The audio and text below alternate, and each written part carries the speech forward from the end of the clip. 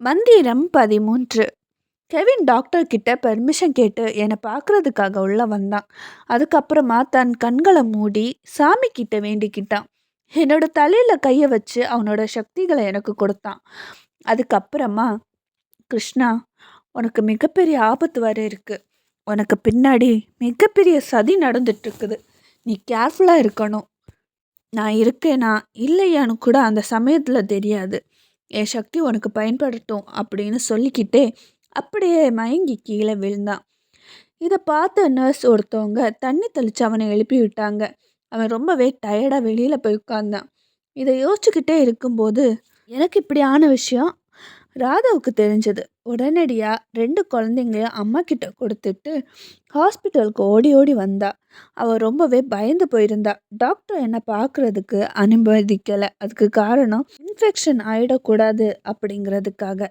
ஆனாலும் அவள் ரொம்பவே வருத்தப்பட்டா. அவங்க என்ன அப்சர்வேஷனில் வச்சுருந்தாங்க. ராதா கெவின் கிட்ட போய், அண்ணா, என்னதான் நடக்குதுங்க அப்படின்னு கேட்டா. கெவின் நடந்த எல்லா விஷயத்தையும் ராதா கிட்ட சொன்னான். இதை கேட்ட ராதா தலையிலேயே அடிச்சுக்கிட்டா. இந்த பாரதி அண்ணாவுக்கு என்னதான் பிரச்சனை? ஏன் அவர் இப்படியெல்லாம் நடந்துக்கிறாரு?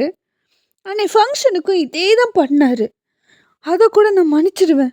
ஆனால் ஒரு மரண வீட்டில் கூட இப்படி பண்ணணும்னு என்ன அவசியம் வந்துச்சு? ஏன் சும்மா என் புருஷன்கிட்ட பிரச்சனை பண்ணிக்கிட்டே இருக்காரு?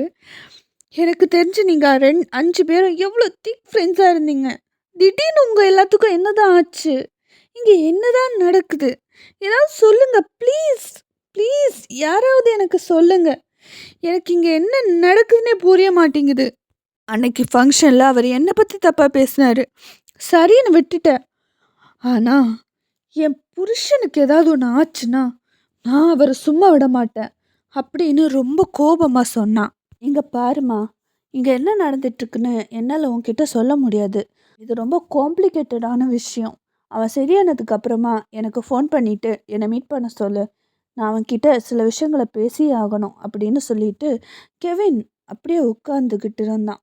ராதா பாவம் இங்கே என்ன நடக்குதுன்னு புரியாமல் தலையில் கையை வச்சுக்கிட்டு உட்காந்துட்டு இருந்தா.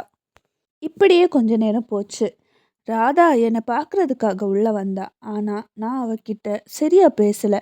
என் மைண்டு முழுக்க விஷ்ணுவை யார் கொலை பண்ணது, ஏன் பாரதி திடீர்னு இப்படியெல்லாம் நடந்துக்கிறான் அப்படிங்கிறது மட்டுமே எல்லாமே என் மைண்டுக்குள்ளே ஓடிட்டு இருந்துச்சு. அன்னைக்கு வரைக்கும் நல்லா இருந்தவன் கடைசி நேரத்தில் ஹோட்டலில் தங்க சொல்லிட்டான். அது மட்டும் இல்லாமல் அன்னைக்கு ஃபங்க்ஷனில் எங்களை கண்டுக்கவே இல்லை. அப்புறமா தான் எங்களை போட்டு அடிக்கவும் ஆரம்பித்தான். தப்பு தப்பாக பேசினான். குழந்தைன்னு கூட பார்க்காம தியாவை தள்ளி விட்டான். பாரதியாவே இல்லை, அரக்கம் போல் நடந்துக்கிட்டு இருக்கான். அவனுக்கு என்ன ஆச்சு? ஒருவேளை ஏதாவது சூனியக்காரிங்க மறுபடியும் அவனை ஏதாவது பண்ணிட்டாங்களா அப்படின்னு என் மனசுக்குள்ளே ஓடிக்கிட்டே இருந்தது. அப்போதான் ஃபேரி காட் மதர் சொன்ன சில விஷயங்கள் மைண்டுக்கு வந்து போச்சு. நான் ரொம்பவே கவலைப்பட ஆரம்பித்தேன். பாரதி இல்லை, என்னோட ஷானுக்காக. ஏன்னா ஃபேரி காட் மதர் சொல்லியிருந்தாங்க. அப்போ தான் எனக்கு ஃபேரி காட் மதர் சொன்ன இன்னொரு விஷயம் ஞாபகம் வந்தது. அமாவாசை இரவுக்கு தான் ஷானுக்கு பாதுகாப்பு வலையும் போட முடியும் அப்படிங்கிறது. இன்னைக்கு தான் அந்த அமாவாசை. நான் எப்படி இந்த ஹாஸ்பிட்டல்ல இருந்து அங்கே போவேன்னு யோசிக்க ஆரம்பித்தேன். ராதா என்னையே பார்த்துக்கிட்டு இருந்தா. ராதா, டாக்டர் கிட்ட எப்படியாவது பேசி இன்னைக்கு நான் வீட்டுக்கு போய் ஆகணும். எனக்கு ரொம்ப முக்கியமான வேலை இருக்குது அப்படின்னு நான் சொன்னேன். என்னங்க சொல்கிறீங்க? என்னதான் முக்கியமான வேலையாக இருந்தாலும் எனக்கு உங்களோட ஹெல்த்து தான் முக்கியம். எதுவாக இருந்தாலும் சரி, நீங்கள் இப்போ ரெஸ்ட் எடுங்க அப்படின்னு சொன்னான். இதை கேட்டேன்னா செம காண்டாகி அவளுக்கு நான் எப்படி புரிய வைப்பேன்னு கூட எனக்கு தெரியலை. ஃபேரி காட் மதர் சொன்ன எல்லா விஷயத்தையும் அவளுக்கு நான் மறுபடியும் ஞாபகப்படுத்துகிறேன். நம்ம ஷானுக்காக தான் நான் இன்னைக்கு போய் ஆகணும். எப்படியாவது டாக்டர்கிட்ட பேசு, இல்லைன்னா நான் இவ்வளோ நாள் கஷ்டப்பட்டதெல்லாம் வேஸ்ட்டாக போயிடும். ப்ளீஸ், நீ மட்டும் பேசலைன்னா நான் ஜன்னல் வழியாக குதித்து எஸ்கேப் ஆகிடுவேன் அப்படின்னு நான் சொன்னேன். இதை கேட்டதும் என்ன பார்த்து முறைச்சிக்கிட்டே, சரி நானே டாக்டர்கிட்ட பேசுகிறேன், உங்களை எப்படியாவது நான் டிஸ்சார்ஜ் பண்ணிடுறேன், இப்போ ஓகேவா அப்படின்னு கேட்டேன். நானும் சிரிச்சுக்கிட்டு சரின்னு சொன்னேன். இன்னைக்கு நைட் எப்படியாவது ஷானுக்கு நான் பாதுகாப்பு வளையம் போட்டே ஆகணும். இல்லைன்னா ஷானோட உயிருக்கு நிறைய ஆபத்துகள் வந்துக்கிட்டே இருக்கும். அது மட்டுமே என் மைண்டில் ஓடிக்கிட்டு இருந்தது.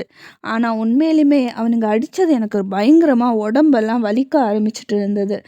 என்னால் சுத்தமாக முடியலை. ஆனாலும் இந்த நேரத்தில் என்னை பற்றி என்னால் கவலைப்பட முடியலை. எனக்கு என் குழந்த தான் முக்கியம் அப்படின்னு தோணுச்சு.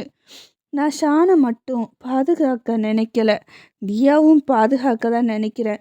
ஏன்னா கடைசி பாட்டில் அவள் சூனியக்காரிங்களை வச்சு பண்ண எதுவும் யாரும் மறந்துருக்க மாட்டீங்க. அதனால கண்டிப்பாக தியாவையும் நான் பாதுகாத்தாகணும். அந்த சூனியக்காரிங்க அவளை சும்மா விட மாட்டாங்க. நான் தியாவோட சக்தியை என்னோட சக்தியால் கண்ட்ரோல் பண்ணியிருக்கேன். அவளோட சிறகுகளை நான் கட்டி போட்டிருக்கேன். அதனால தான் தான் ஒரு தேவதைங்கிறதே மறந்து அவர் சாதாரணமான வாழ்க்கையை வாழ்கிறா. அதுதான் எனக்கும் தேவை. ஷானும் அதே போல தான் நான் வளர்க்கணும்னு நினைக்கிறேன். இந்த சக்திகள் எங்களுக்கு எப்படி வந்துச்சுன்னு தெரியாது. ஆனால் அதை பாதுகாக்க வேண்டியது எங்களோட பொறுப்பு அப்படின்னு நான் யோசித்தேன். மறுபுறம் இருலோகத்தில் சில சூனியக்காரிங்க எல்லாரும் ஒன்றா சேர்ந்து பூமியில் இருக்க ஒரு குகைக்கு வந்தாங்க. அங்கே எல்லா சூனியக்காரிகளும் உட்காந்து பேச ஆரம்பித்தாங்க. அது சூனியக்காரிகளோட ஹைட் அவுட். அது மட்டும் இல்லாமல் இன்னைக்கு அவங்களோட ஒரு முக்கியமான மீட்டிங் தான் இது. எல்லாரும் ரொம்ப அமைதியாக அந்த குகையில் உட்காந்துருந்தாங்க. எல்லாரும் அவங்களோட ஹெட்டான தீப்திக்காக காத்திருந்தாங்க. கொஞ்ச நேரம் அப்படியே போச்சு. அந்த குகை கதவுகள் திறக்கப்பட்டது. அதில் ஒருத்தவங்க உள்ளே வந்தாங்க. அவங்க ரொம்ப பெரிய கீல்ஸ் ஷூ போட்டு இருந்தாங்க. பிளாக் கலர் டாப்பும் அண்ட் ஒயிட் கலரில் லெக்கின்ஸும் போட்டு இருந்தாங்க. அவங்களோட பெரிய பெரிய நீண்ட முடிய அப்படியே பின்னி அழகாக போட்டு இருந்தாங்க. அவங்களோட ஸ்லைடு எல்லாம் வச்சு ஹேர் ஸ்டைல் பண்ணியிருந்தாங்க. அவங்களோட நகங்களுக்கு ரொம்ப அழகாக நெயில் பாலிஷ் எல்லாம் போட்டு, லிப்ஸை செவன்னு லிப்ஸ்டிக் போட்டு, கண்களுக்கு மை போட்டு இருந்தாங்க. நெத்தியில் பொட்டு வச்சுருந்தாங்க. அழகாக குங்குமமும் வச்சுருந்தாங்க. அவங்கள பார்க்க அவ்வளோ அழகாக இருந்தது. ஆனால் அவங்க முகம் சரியாக தெரியல. அவங்க வந்த உடனேயே எல்லா சூனியக்காரங்களும் எழுந்து அவங்களுக்கு வணக்கம் சொன்னாங்க. இதை கேட்டு அவங்க சிரிச்சுக்கிட்டே அப்படின்னு சொல்ல அவங்களோட 2 பேய் பல்லு அப்படியே வெளியில் தெரிஞ்சுது. இதை பார்த்த எல்லா சூனியக்காரிகளும் அசந்து போய் அவங்களே பார்த்துக்கிட்டு இருந்தாங்க. மீண்டும் சந்திப்போம்.